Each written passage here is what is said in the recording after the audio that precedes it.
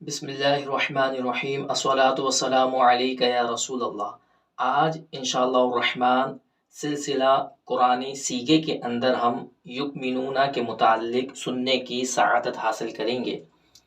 یؤمنون فعل مضارع مثبت معروف ہے اور سیغہ جمع مذکر غائب ہے، یہ اپنی اصل پر ہے۔ یؤمنون بروزن یفعلون جیسے یکرمون۔ 7 اقسام میں یہ فعل ہے، 6 اقسام میں یہ ثلاثی مزید فی ہے، 7 اقسام میں یہ محموز الفا ہے کیونکہ اس کے حروف اصلیہ حمزہ، میم اور نون ہے۔ اس کے اندر محموز کا جوازی قاعدہ لگ سکتا تھا، مگر قرآن پاک میں اس مقام پر یہ قاعدہ نہیں لگا کیونکہ یہ قاعدہ جوازی ہے، اور وہ قاعدہ یہ ہے کہ حمزہ ساکن ہو اور اس سے پہلے والا حرف متحرک ہو۔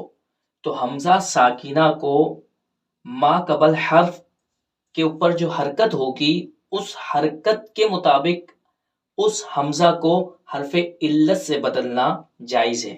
جیسے یہاں پر بن ہے، اب یہاں پر حمزہ ساکنہ ہے اور اس سے پہلے دال ہے اور دال کے اوپر زبر ہے، فتح ہے، اور فتح کون سے حرف علت کو چاہتا ہے؟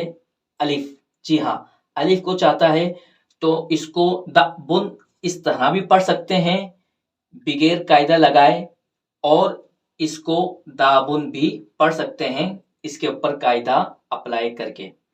اسی طرح بئرن کو بیرن بھی پڑھ سکتے ہیں۔ بئرن کے اندر اگر ہم قاعدہ نہ لگائیں تو اس کو بئرن پڑھیں گے، اور اگر اس میں قاعدہ لگائیں گے تو اس کو بیرون پڑھیں گے۔ اس میں بھی یہی قاعدہ لگا، حمزہ ساکن ہے، اس سے پہلے والا حرف با ہے اور با کے اوپر جو حرکت ہے وہ ہے زیر، اور زیر یہ حرف علت یا کو چاہتا ہے، تو یہاں پر ہم نے حمزہ کو یا سے تبدیل کر دیا، بئرون سے بیرون ہو گیا۔ لومن کے اندر بھی یہی قاعدہ لگا ہے، یہاں پر واو ساکن ہے اور واو سے پہلے جو حرف ہے وہ لام ہے، اور لام کے اوپر دمہ ہے، اور دمہ جس حرف علت کو چاہتا ہے وہ ہے واو، تو اس حمزہ کو ہم نے واو سے بدلا، لومن سے لومن ہو گیا۔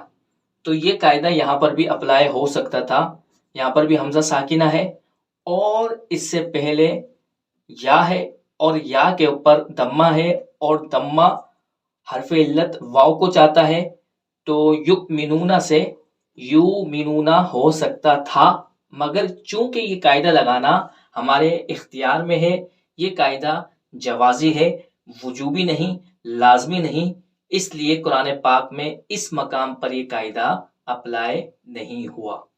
اللہ تبارک و تعالیٰ کی بارگاہ میں دعا ہے کہ اللہ تبارک و تعالیٰ اس علم کے نور کی وجہ سے ہمارے ظاہر اور باطن کو روشن فرمائے۔ وما علینا الا البلاغ المبین۔